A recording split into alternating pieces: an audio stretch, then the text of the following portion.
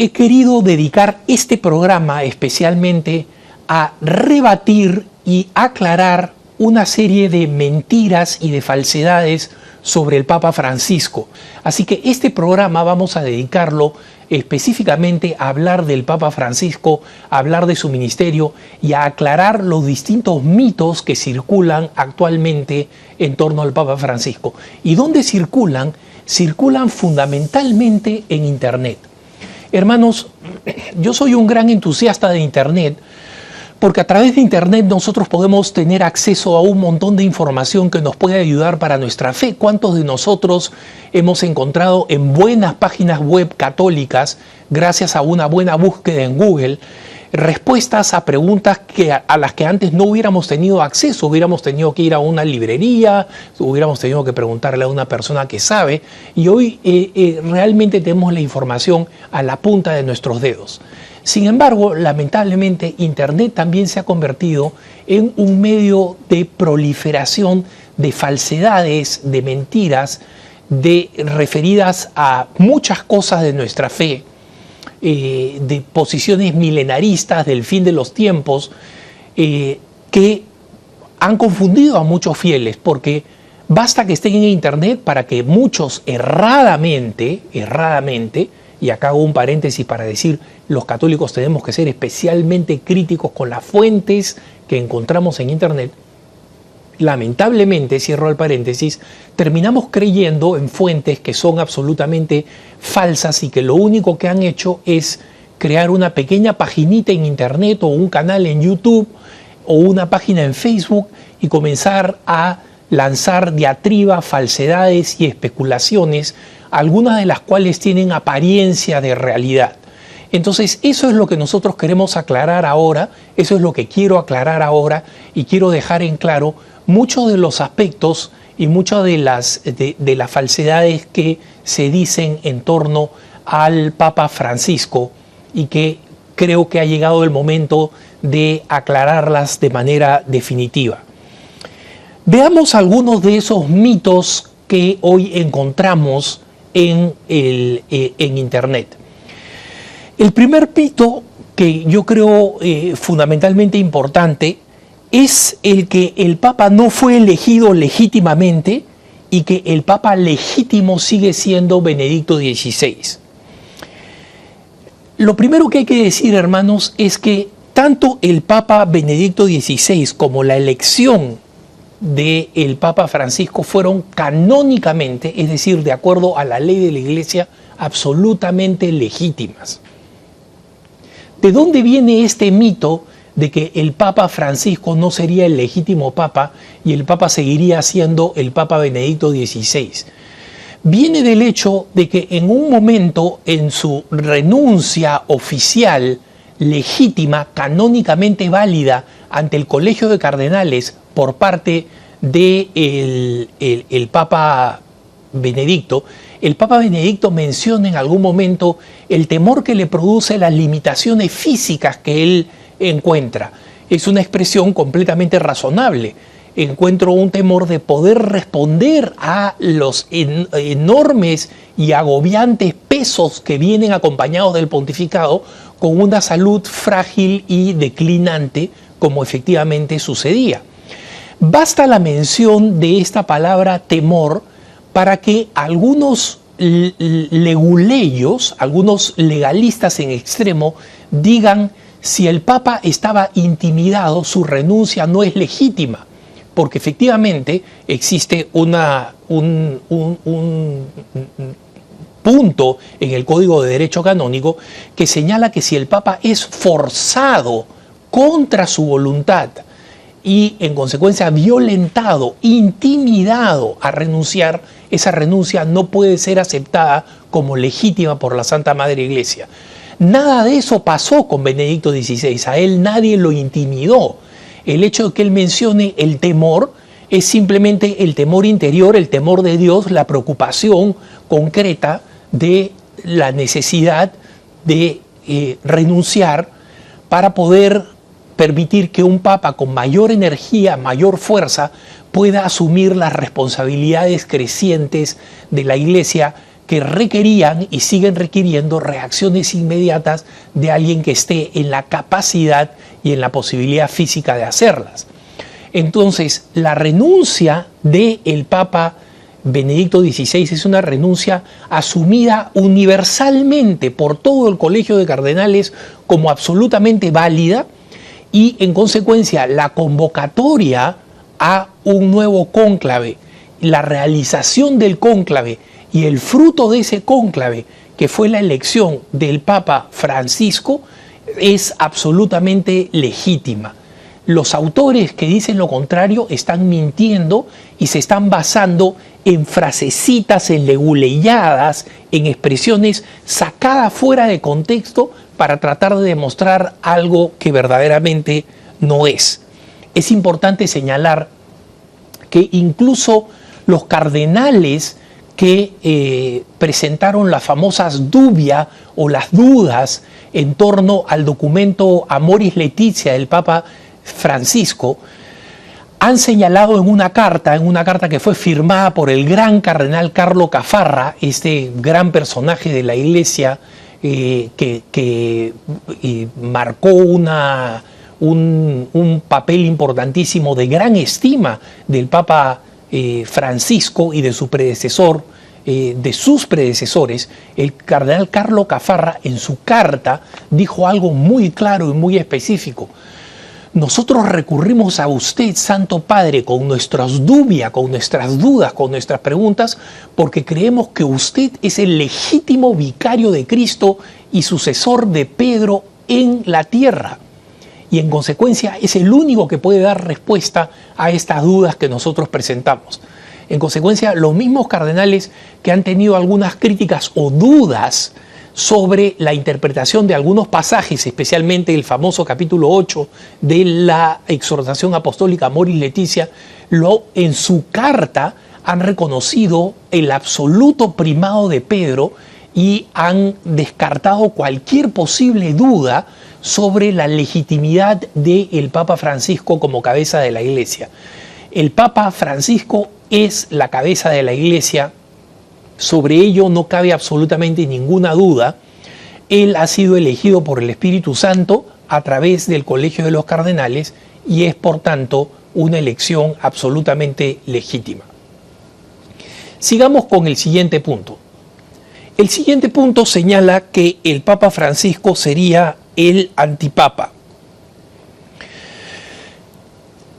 Esta idea de que el Papa Francisco es el antipapa es fundamentalmente un mito lefebrista o tradicionalista que se inspira o se basa en una falsa profecía atribuida al obispo irlandés San Malaquías. El obispo irlandés San Malaquías es conocido por su gran celo pastoral y que además realizó supuestas interpretaciones o adivinanzas de cómo sería el futuro de la Iglesia y del pontificado. Lo importante es reconocer que las supuestas adivinanzas de San Malaquías no son auténticas del obispo. De hecho, es importante saber que San Malaquías, el santo obispo irlandés, muere en 1198 y las famosas promesas o afirmaciones de San Malaquías son recién dadas a conocer en 1595. Miren ustedes la diferencia de fechas. 1198 y aparecen en 1595. O sea, las famosas profecías de San Malaquías, que muchos asumen que son verdaderas porque tienen el nombre de un santo, San Malaquías, en realidad son profecías que hoy en día históricamente están confirmadas que nunca pertenecieron a San Malaquías y nunca pertenecieron al obispo irlandés a quienes se le atribuyen estas profecías. ¿Cuáles son las características de la profecía de San Malaquías? San Malaquías señala que entre los últimos pontífices que se iban a gobernar o que iban a perdurar hacia el final de la historia de los tiempos, iba a ser un papa que recibía el nombre de Medie Aetate Lune, seguido por uno que se llamaba de Labore Solis, seguido por uno que se llamaba de Glorie Olive, luego seguía un capítulo In Persecutionem y luego Pedro II, que sería el que marcaría el fin de los tiempos. Las interpretaciones arbitrarias de estas profecías señalan al Papa Juan Pablo I como el Papa de Medie Aetate Lune, de la media edad de la luna, un nombre que supuestamente implicaría lo corto de su pontificado, seguido por el título de Labore Solis, el sol trabajador del Papa San Juan Pablo II, que fue el Papa que dio la vuelta al mundo como da la vuelta el sol. El Papa Benedicto XVI sería de Gloria Olive y en consecuencia el que le sigue sería aquel que sale entre paréntesis en la profecía de San Malaquías, del falso San Malaquías, porque ya hemos indicado que no es verdadero, como el Papa de la persecución y en consecuencia una especie de antipapa, ¿no? Es importante señalar aquí algunas cosas, hermanos. En primer lugar, las profecías de San Malaquías, como señalábamos, no son de San Malaquías, no son de ningún santo, son invenciones medievales.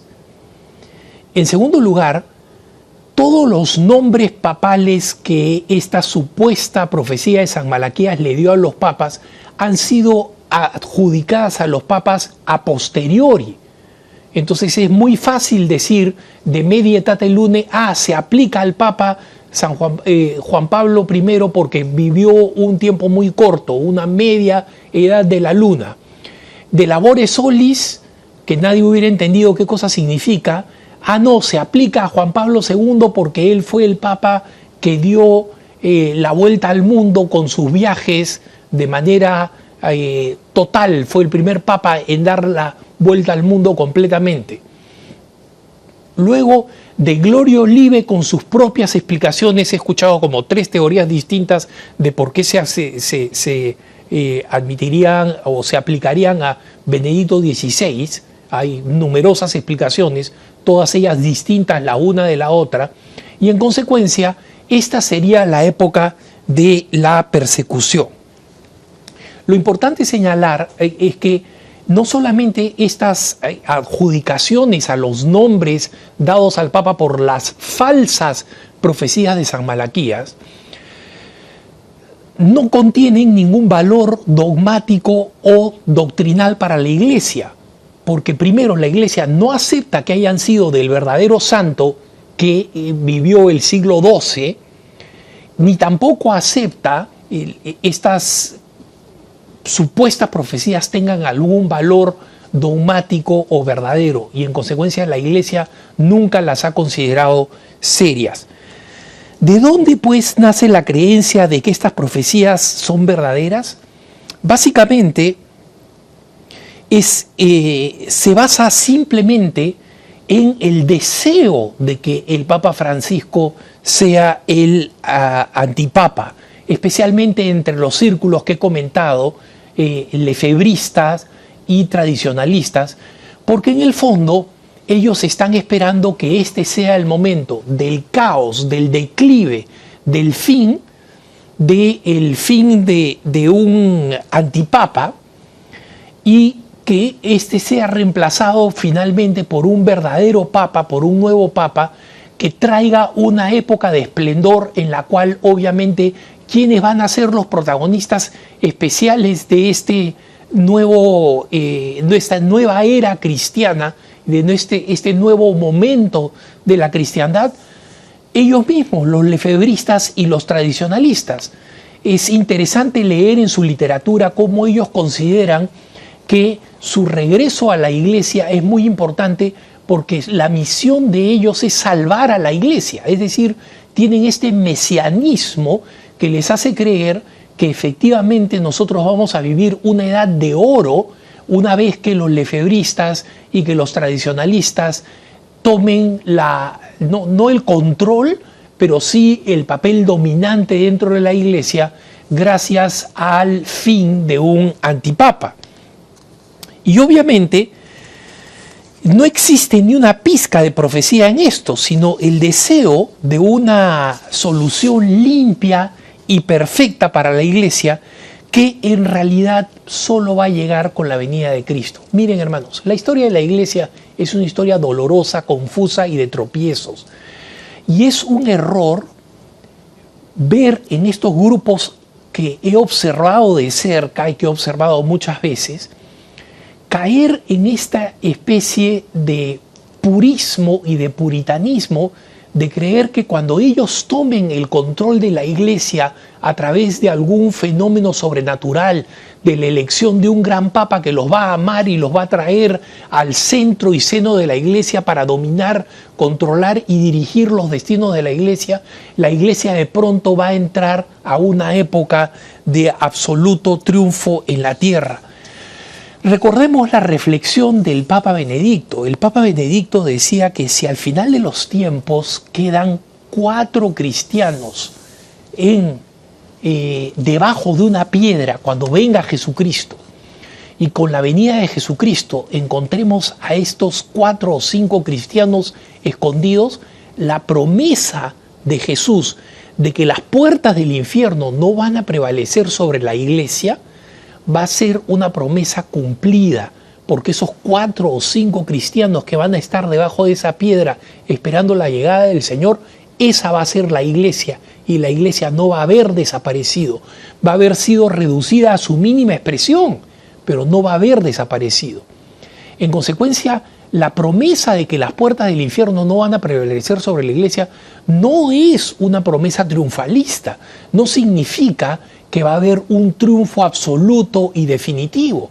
Es más, algunas personas que dicen, Alejandro, tú estás yendo en contra de las palabras de la Santísima Virgen María, que dice, al final mi inmaculado corazón triunfará. Sí, pero ¿qué cosa significa el final?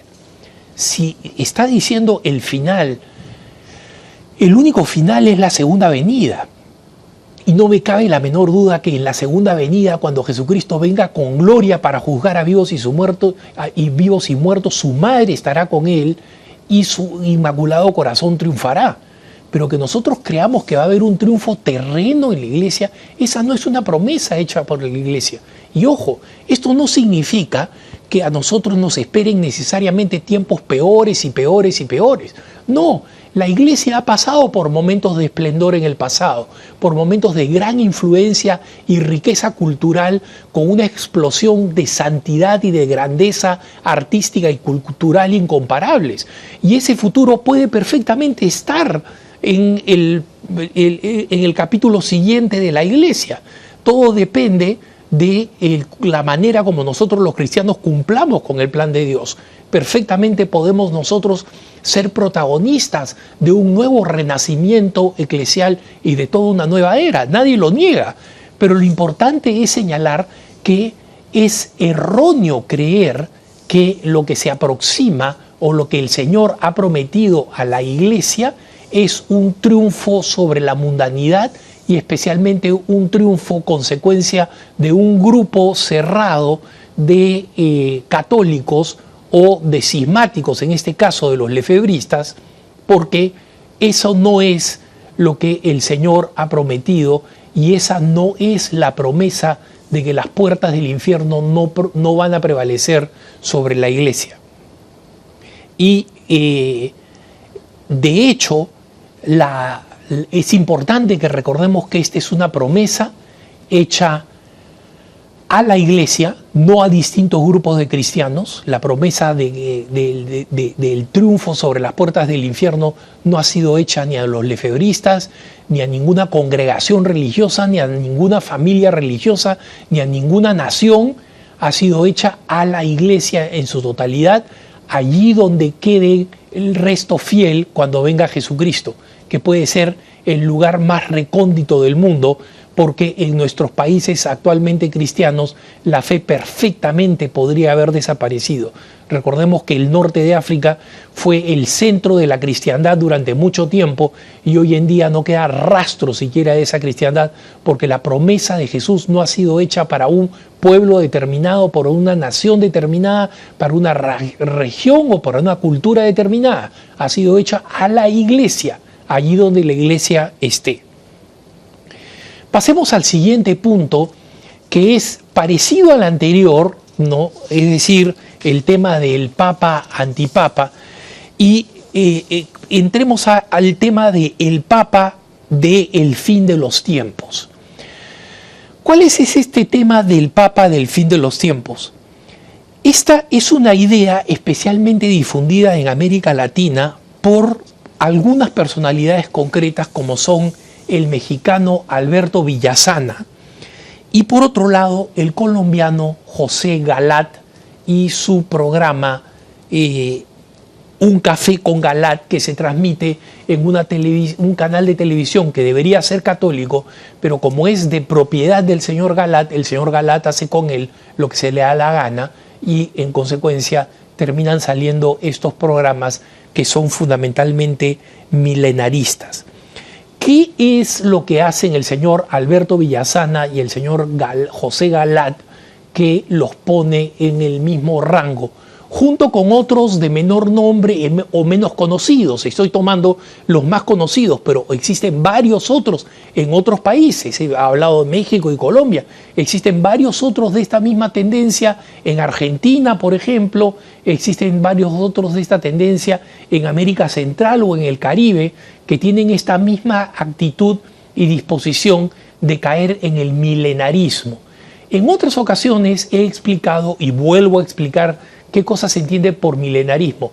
Cada vez que llegaba un milenio en la iglesia, el primer milenio o el segundo milenio, siempre venía acompañado de una fiebre de que se acercaba el fin del mundo y de que el fin del mundo iba a ser o el fin del mundo, o como les gusta distinguir a ellos, el fin de los tiempos. Es decir, se iban a acabar las cosas y todo iba a terminar y ya había que dejar de preocuparse de grandes cosas como es la construcción de grandes proyectos, de mirar en la iglesia hacia el futuro, de preocuparse de la promoción de vocaciones, de preocuparse de la evangelización, del nacimiento y expansión de nuevas espiritualidades.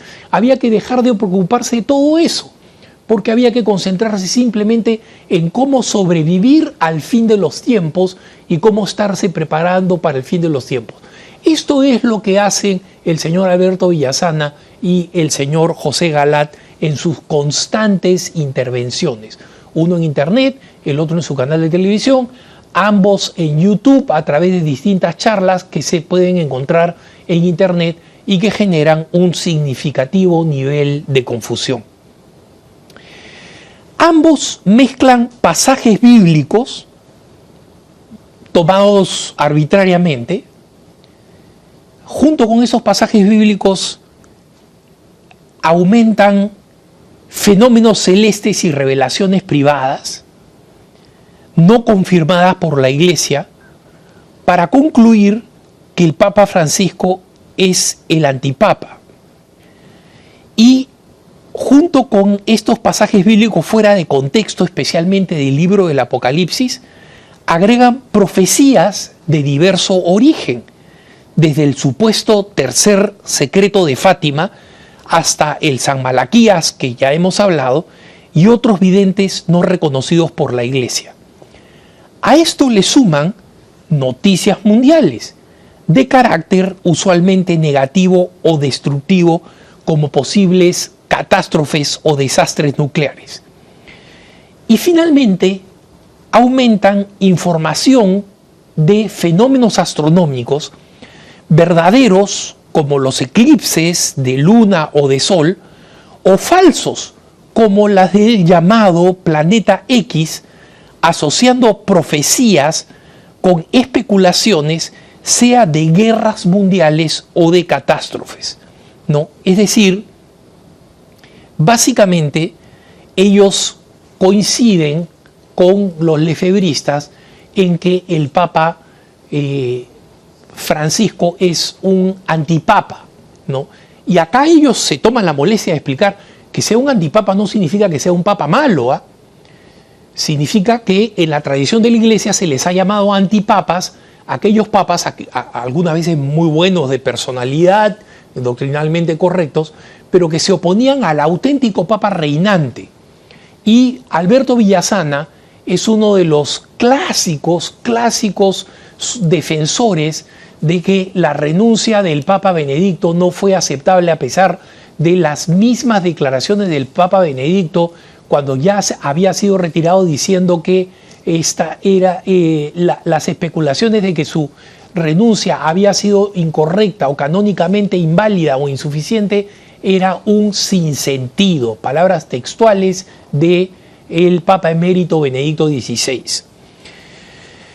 Lo curioso de todo esto, hermanos, es que nosotros encontramos dos problemas fundamentalmente clásicos en los pronósticos y las promesas y las especulaciones, tanto de Alberto Villasana como de José Galat, y son las siguientes.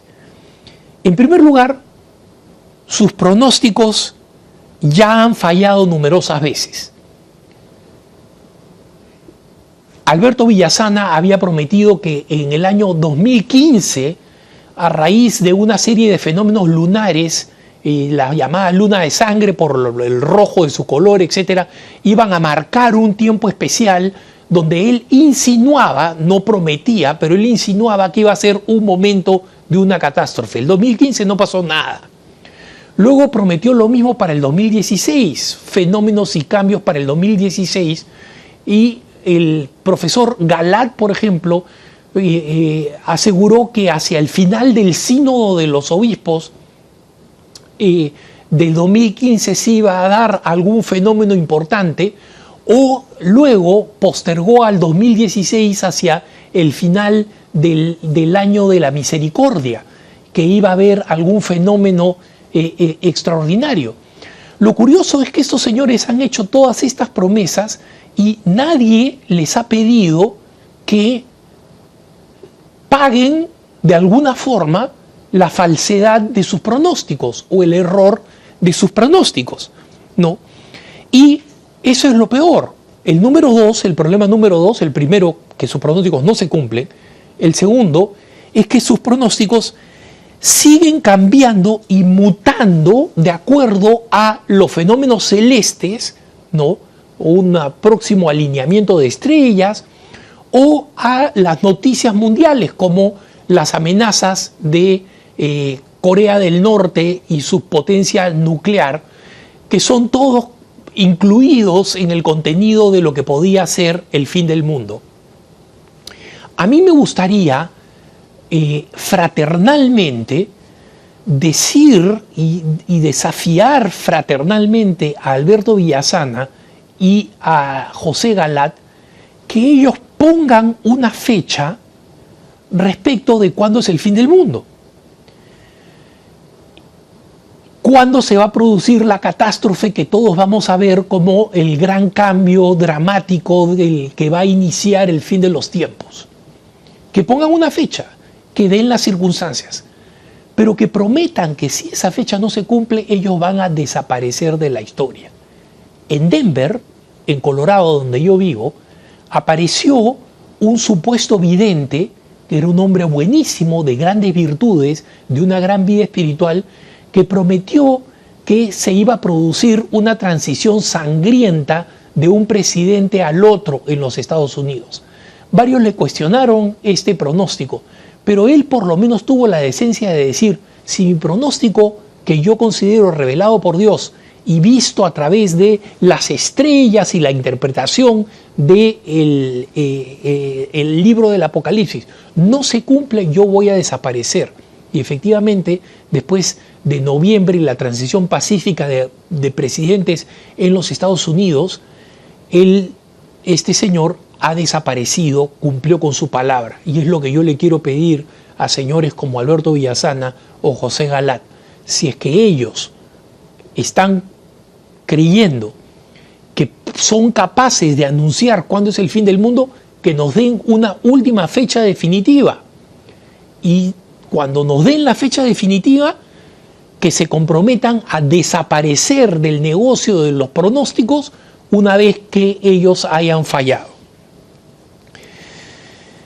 Efectivamente, los promotores en Internet de estas mentiras son aquellos de los cuales nos advirtió San Pablo cuando denunció a aquellos que andan sin hacer nada, pero metiéndose en todo, como señala la segunda carta de las Tesalonicenses, capítulo 3, versículos 10 al 12.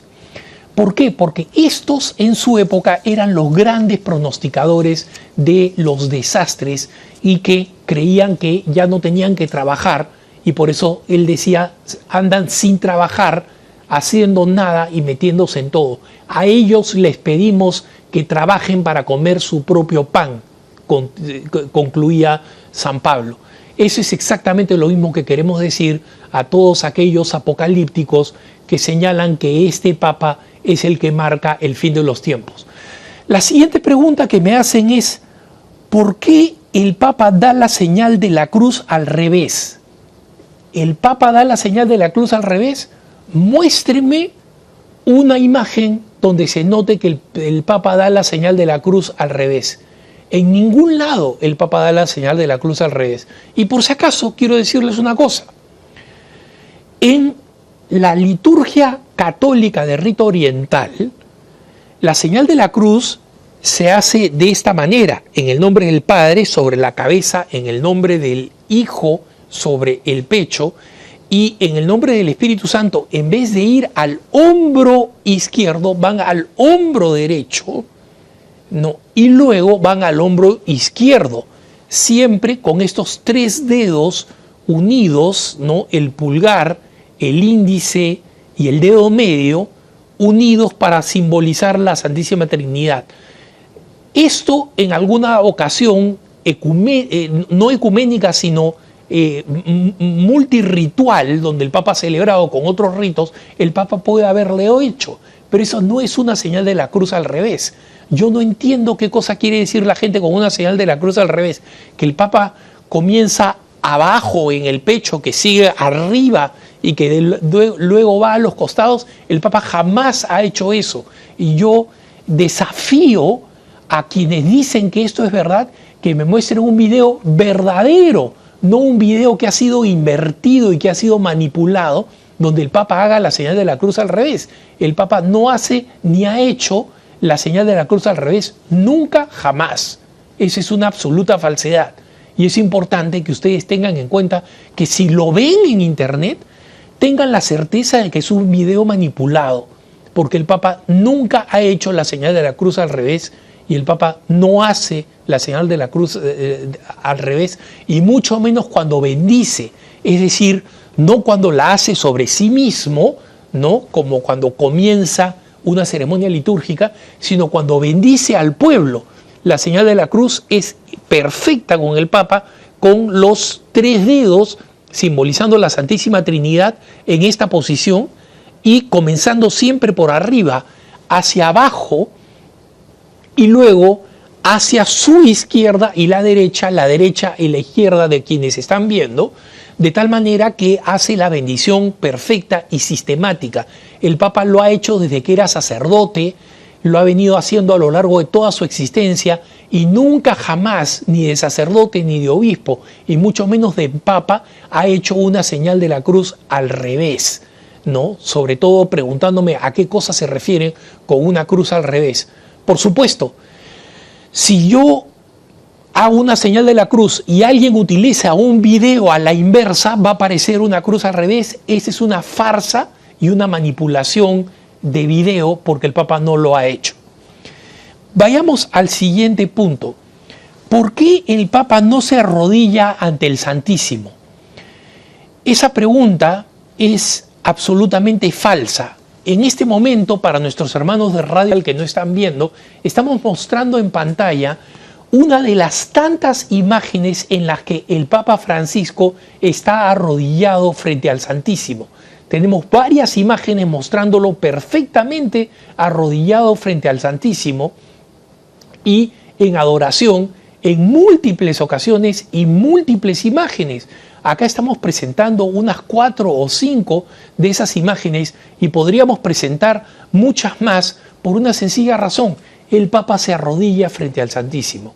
Ahora, alguien utilizó alguna ocasión una foto donde el Papa está de pie frente al Santísimo antes de que el Santísimo vaya a ser retirado para ser guardado en la reserva, y muestran otra foto del Papa Benedicto XVI arrodillado, como tratando de comparar, diciendo que el Papa Francisco no se arrodilla y el Papa Benedicto sí se arrodillaba. Eso es absolutamente falso, hermanos. El Papa Francisco se arrodilla.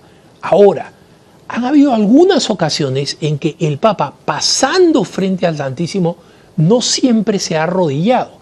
Ojo que el Papa se arrodilla para recibir la confesión, cuando lo hemos visto en San Pedro confesando y él primero recibiendo la confesión en un confesionario, poniéndose él de rodillas frente al sacerdote.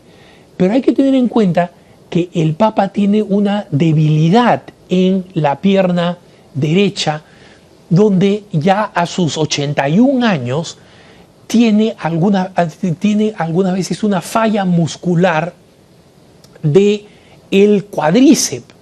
Entonces, no siempre tiene la fuerza para poder sostener su peso para arrodillarse, especialmente cuando tiene algún tipo de malestar nervioso, algo parecido a una ciática. Los médicos no nos han especificado cuáles son las características de la razón de este padecer, pero ustedes lo pueden notar cuando el Papa se desplaza, sufre de una ligera cojera. A sus 81 años se desplaza caminando, van a ver de una ligera cojera, y algunas veces esa ligera cojera se acentúa, lo que hace que el Papa no tenga control para poder arrodillarse. Si se arrodillara no podría levantarse.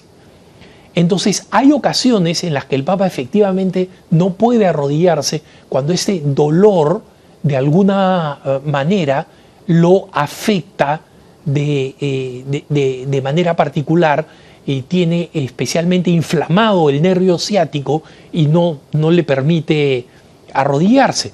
Cualquier persona que sufre de ciática sabe perfectamente lo doloroso que es y lo difícil que es controlar la musculatura de la pierna. Eso es lo que sucede con el Papa.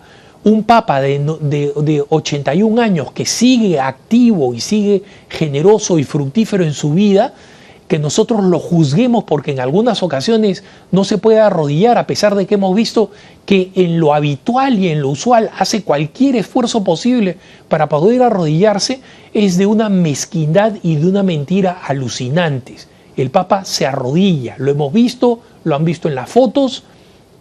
El Papa es un Papa que cumple absolutamente con todas las características de la devoción, es más, muchas veces mucho más devoto, porque proviene de esa fe devota latinoamericana a la que nosotros pertenecemos. Y la última pregunta que me hacen es, ¿por qué el Papa nunca habla de la salvación del alma y de la forma de alcanzarla? Esta pregunta se basa en una absoluta falsedad. ¿Y cuál es esa falsedad? La falsedad que proviene de alguien que nunca lee medios católicos, que nunca lee Así Prensa, que nunca lee EWTN en la web, que nunca ve EWTN, que no lee otra prensa católica y que solamente escucha tonteras en Facebook o en las redes sociales planteadas por estos grupos antipapa y que solamente ve información secular. ¿Por qué?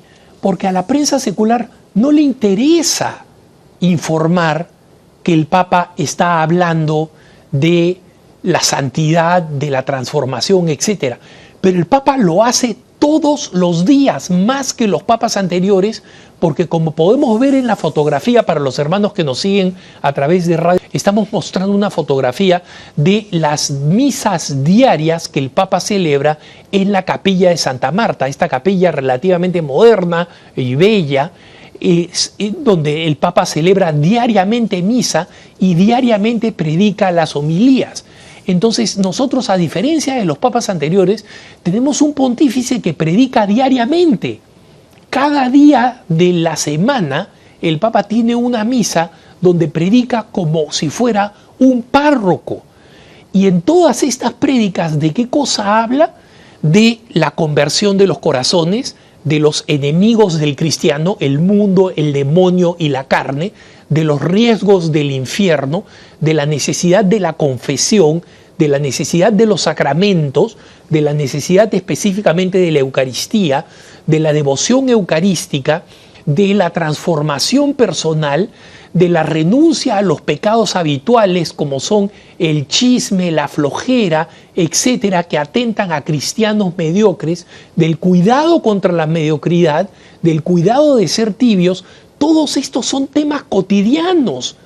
Y si una persona se dedica a leer Así Prensa o leer las noticias en la web de EWTN, se va a dar cuenta que esto es una prédica constante del Papa. El Papa predica como un párroco todos los días, hablando específicamente de la necesidad de la conversión personal y de la santidad. Incluso aquellos que tratan de mostrar al Papa como alguien que solamente habla de política y de diálogo interreligioso, etcétera, porque eso es lo único que cubre la prensa secular. A la prensa secular no le interesa que el Papa se mande una tremenda diatriba en contra de Satanás y de sus técnicas y de sus seducciones. ¿Ustedes creen que eso va a ser un titular en el New York Times? Jamás.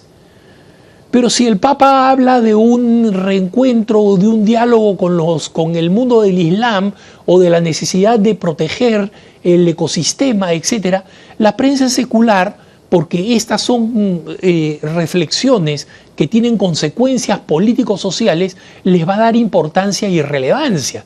Entonces, el mal católico que consume sus noticias católicas de la prensa secular va a tener la impresión de que el Papa no predica de la salvación del alma, de la santidad y de la forma de alcanzar la salvación, cuando eso es lo que el Papa predica diariamente.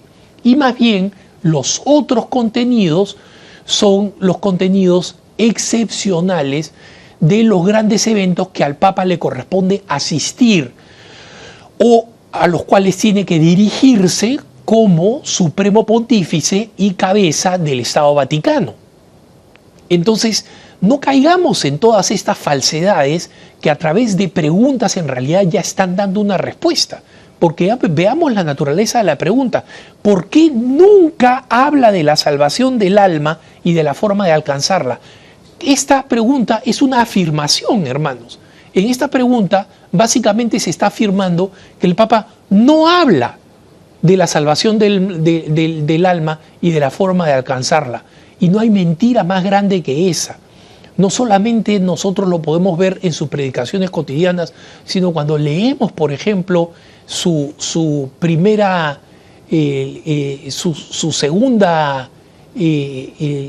encíclica Evangelii Gaudium, y donde leemos ahí de la alegría del Evangelio y la alegría de anunciar el Evangelio y de la necesidad de que esa alegría nazca del corazón del ser humano, del verdadero interior del ser humano. Entonces, solamente ahí podemos entender de cómo el Papa constantemente predica para la salvación y la transformación de los hombres, porque eso lo hacía desde que era un párroco, cuando fue superior de los jesuitas, cuando le tocó vivir en el exilio, después en Córdoba, cuando fue obispo auxiliar, cuando fue obispo coadjutor, cuando fue arzobispo de Buenos Aires y finalmente como pontífice. Entonces, hermanos, no caigamos en esta red satánica, maligna, perversa, de ir en contra del Papa y de declararlo un antipapa, un papa falso, un papa del fin del mundo, porque esas son tentaciones que nos hacen olvidar de aquello que Santa Catalina de Siena decía que era auténticamente el Papa, el dulce Señor Jesús en la tierra. Todo Papa, todo pontífice, y eso incluye a nuestro Papa Francisco, que ha sido elegido por el Espíritu Santo para gobernar y regir la Iglesia, y está cumpliendo en lo mejor de sus posibilidades, con las limitaciones propias de cualquier ser humano, para seguir adelante con esta misión. Les agradezco por habernos acompañado en este programa donde hemos podido aclarar algunos de estos mitos y de estas leyendas negras que se difunden sobre el Papa Francisco. Espero de corazón haber podido aclarar todas estas realidades y renovar la confianza en aquel a quien el Espíritu Santo nos ha puesto para encabezar y presidir a la Iglesia, y que en muchos ámbitos y en muchos ambientes está siendo tanto bien renovador en los corazones de las personas, acercando tanta gente a la Iglesia y realizando un trabajo evangelizador con las notas características de su propia personalidad. Gracias por habernos acompañado en este programa.